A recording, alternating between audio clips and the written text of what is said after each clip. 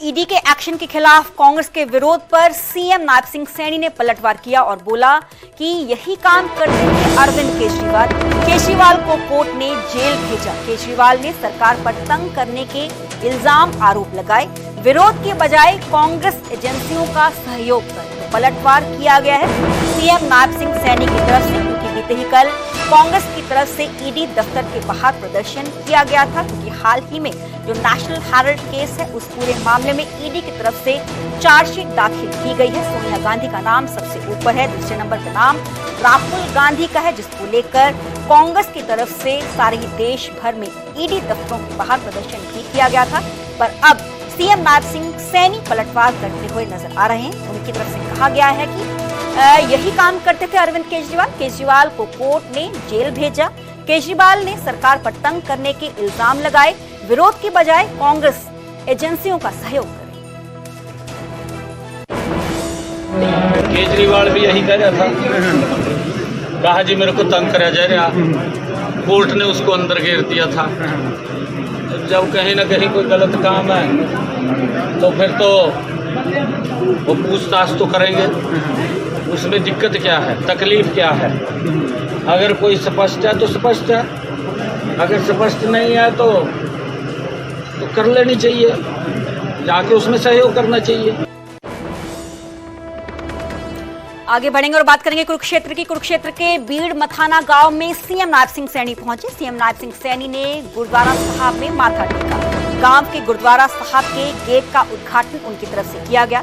गुरुद्वारा साहब के विकास के लिए 11 लाख देने की घोषणा भी उनकी तरफ से की गई। वक्फ बिल पर सीएम नायब सिंह सैनी ने कहा कि मुस्लिम समाज के हित में वक्फ संशोधन कानून है। पूरा मुस्लिम समाज इस वक्फ बिल के समर्थन में है, परंतु जिनकी राजनीतिक दुकानदारी इसके ऊपर चलती थी वो विरोध कर रहे हैं, क्योंकि इसका बड़ा लाभ मुस्लिम समाज को भी है। क्योंकि कांग्रेस ने आनन फानन में वोट को सुरक्षित करने के लिए ये बिल लेकर के आ गए। उन्होंने ये नहीं देखा इसके नुकसान क्या होंगे, इसके नेगेटिव असर क्या होंगे। अब जब इसके नेगेटिव असर थे तो वो सारा का सारा उसको ठीक किया है और बिल आया है, उसका समर्थन कर रहे हैं लोग।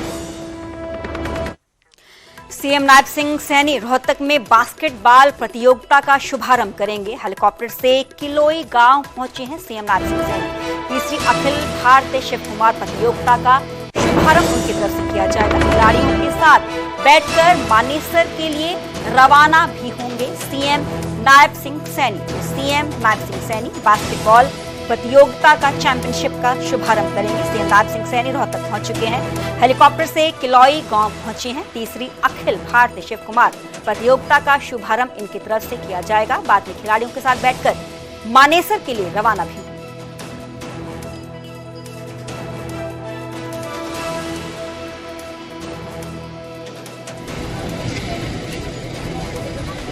तो रोहतक पहुंच चुके हैं नायब सिंह सैनी। हेलीकॉप्टर के जरिए ही पहुंचे हैं। किलोई गांव है जहां पर और अधिकारी भी मौजूद हैं, उनके साथ नजर आ रहे हैं। यहां पर सीएम नायब सिंह सैनी बास्केटबॉल प्रतियोगिता चैंपियनशिप का शुभारंभ करेंगे। तीसरी अखिल भारतीय शिव कुमार प्रतियोगिता का शुभारंभ उनकी तरफ से किया जाएगा।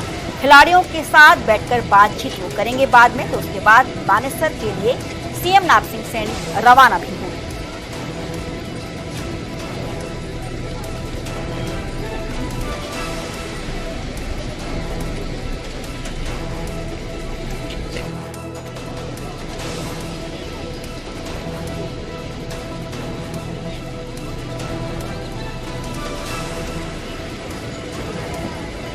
मेरे साथ मेरे सहयोगी धीरेन्द्र चौधरी फोन लाइन पर मौजूद है। धीरेन्द्र, जानना चाहेंगे आज का क्या कुछ प्रोग्राम सीएम नायब सिंह सैनी का रहने वाला है?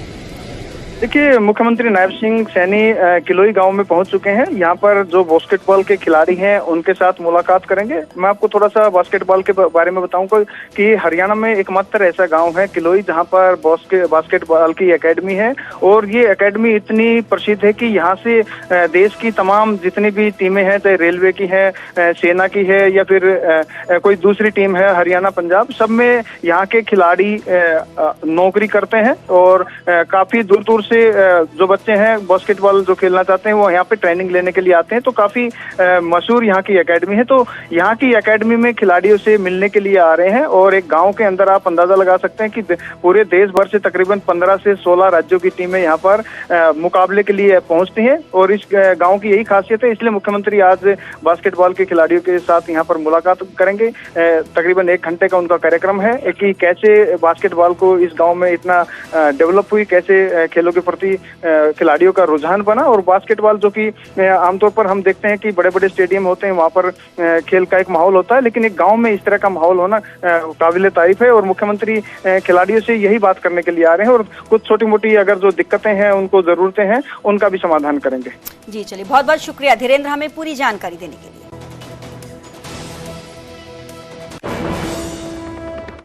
आगे बढ़ेंगे और बात करेंगे हिसार की। पर्वतारोही रीना भट्टी ने मुख्यमंत्री नायब सिंह सैनी से नौकरी और आर्थिक मदद की गुहार लगाई है। हिमपुत्री के नाम से मशहूर भारत की सबसे तेज पर्वतारोही रीना भट्टी ने मुख्यमंत्री को कहा है कि विनेश फोगाट को 2 अवार्ड्स देने के बाद हरियाणा के अन्य खिलाड़ी भी सामने अब आ गए हैं। रीना भट्टी ने सीएम के नाम पर एक पत्र लिखा, सीएम का स्नेह देकर उम्मीद जगी है। रीना भट्टी को भी सम्मान मिलने की उम्मीद जो है वो जगी है। तो उन्होंने कहा है कि अब तक सरकार ने कोई भी सुध उनकी नहीं ली। सरकार से नौकरी और आर्थिक मदद की गुहार रीना भट्टी ने लगाई।